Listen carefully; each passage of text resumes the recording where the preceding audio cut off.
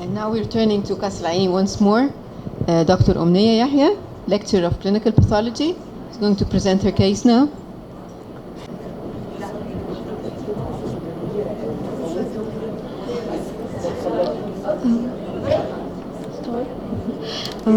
Good afternoon, dear professors and colleagues. My name is Omnia Yahya. I'm lecturer of clinical pathology, Qasr Al-Aini School of Medicine. I have the pleasure and the honor to present you an interesting case on behalf of the staff members of hematology lab in Al Munira Children's Hospital. A 15-month-old girl presented to the emergency unit in Munira Children's Hospital with lethargy and severe vomiting. She showed a past history of two times hospital admission. The first time was at the age of 1 month by bleeding per rectum and severe anemia, for which she received blood, and she kept on receiving several units of blood, 5 units, the last of which was 1 week before presentation. The second hospital admission was at the age of 7 months, was due to fungal chest and sinus infection, which occurred on top of severe neutropenia, and for which she received Nipogen. As for the family history, she's a child of consanguinous marriage. No family history of similar condition was reported. In examination, there was pallor, growth retardation, there was no organomegaly and no lymphadenopathy. Investigations were done in the form of CBC. However, the RBCs, indices, and hemoglobin should not be relied on due to the recent blood transfusion she received. There was mild normocytic normochromic anemia and moderate thrombocytopenia. Reticulocytic count was decreased. It was 0.1%.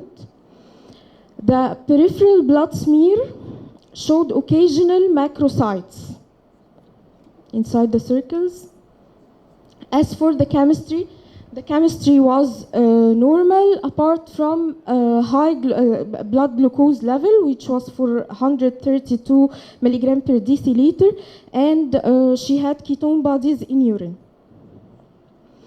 The ferritin was high also. It was more than 1000 nanogram per milliliter. However, serum iron and TIBC were normal. So at this point, the patient was diagnosed to have diabetic ketoacidosis together with hematological disturbances in the form of early onset anemia and thrombocytopenia. Accordingly, she received insulin and started to be investigated for the hematological abnormalities. The bone marrow aspirate, this is a low power slide showing mildly hypercellular bone marrow, or normocellular, high normocellular to mildly hypercellular. High power slide shows mild predominance of the myeloid series, maybe due to the effect of Nipogen received. This is a slide showing mild megaloblastic or megaloblastoid changes in the erythroid series.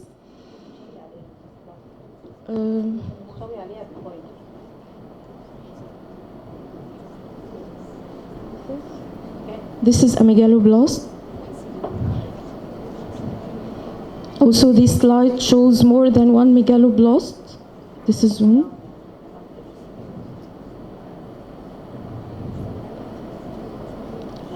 This slide shows giant myeloid, either staph or juvenile, metamyelocyte. This slide shows also megaloblastic erythroid changes.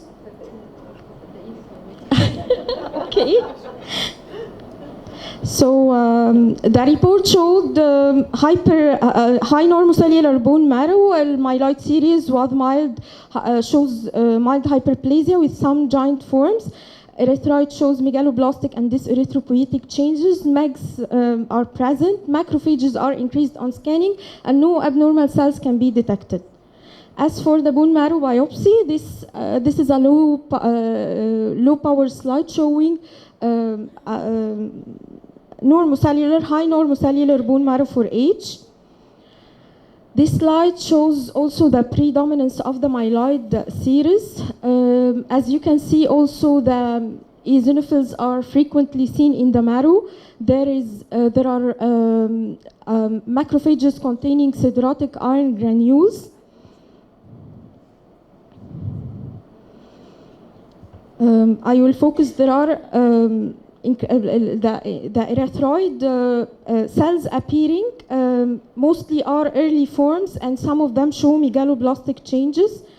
This may be more clear in the subsequent slides.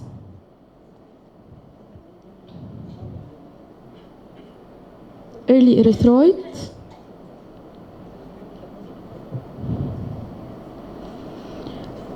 Same picture. Early erythroid are predominating in the erythroid series. Okay. As for the report, high normocellular bone marrow for age, myeloid series are predominant with some giant forms and frequently encountered marrow eosinophils. Erythroid mild megaloblastic changes with increased early forms. MEGs are normal. Bone marrow macrophages are increased with increased siderotic granules.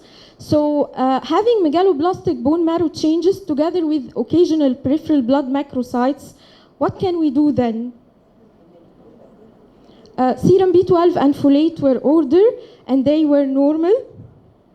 The case suffered from anemia since birth with normal serum iron, elevated serum ferritin, megaloblastic changes, mild with normal B12 and folate. So iron stain was ordered.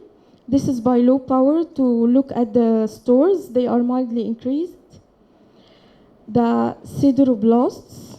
Strikingly, we found ringed sideroblasts.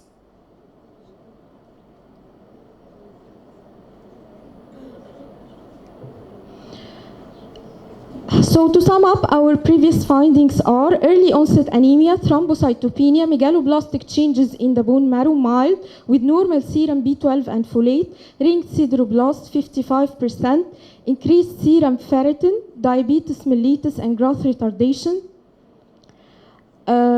This is an algorithm showing how to proceed on having ringed sideroblasts in iron stain in bone marrow aspirate slides. It is classified according to red cell morphology. In our case, we have either normocytic or macrocytic. We cannot tell exactly due to the recent blood transfusion.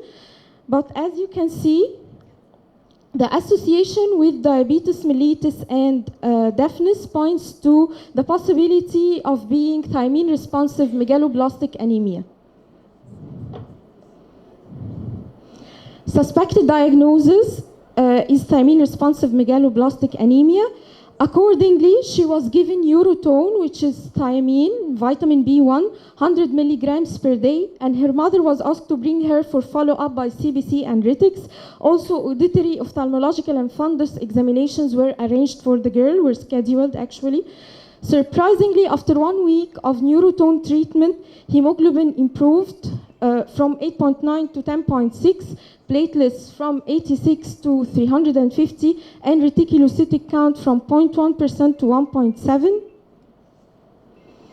Thiamine-responsive megaloblastic anemia syndrome, or Rogers syndrome, is an autosomal recessive congenital sideroblastic anemia characterized by megaloblastic anemia, progressive sensory neural healing loss, and diabetes mellitus. Workup for the case should include ophthalmological fundus examination, hearing assessment, follow-up of the glycemic status of the patient, molecular testing for the presence of the SLC19A2 mutation, and genetic screening for the siblings to exclude being carriers. Diagnosis is established with megaloblastic anemia with normal B12 and folate, with or without diabetes or hearing loss. Response to oral thiamine is also one of the criteria, and identification of biallelic pathogenic variants in SLC19A2 mutation by molecular genetic testing.